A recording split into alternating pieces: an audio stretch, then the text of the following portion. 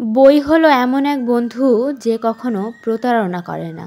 বই পড়া হলো মনের জানালা খুলে দেওয়ার সবচেয়ে সুন্দর উপায়। আসসালামু আলাইকুম, কী অবস্থা সবার, কেমন আছেন?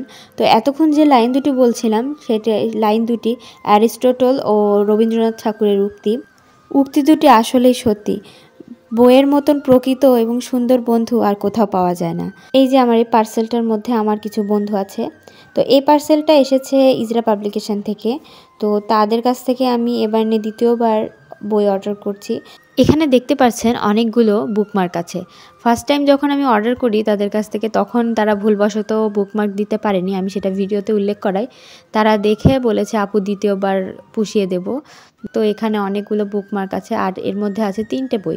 তা এর মধ্যে আমার খুবই পছন্দের একটা বই আছে, কারণ এই বইয়ের নামটা দেখার সাথে সাথে আমি ভেবেছি না এটা আমাকে নিতে হবে। যে এই বইটার নাম হচ্ছে মেহজাবিন, আর আমার নামে বই বের হয়েছে। ভাই আমি সেই বই নিব না সেটা কিভাবে হয়?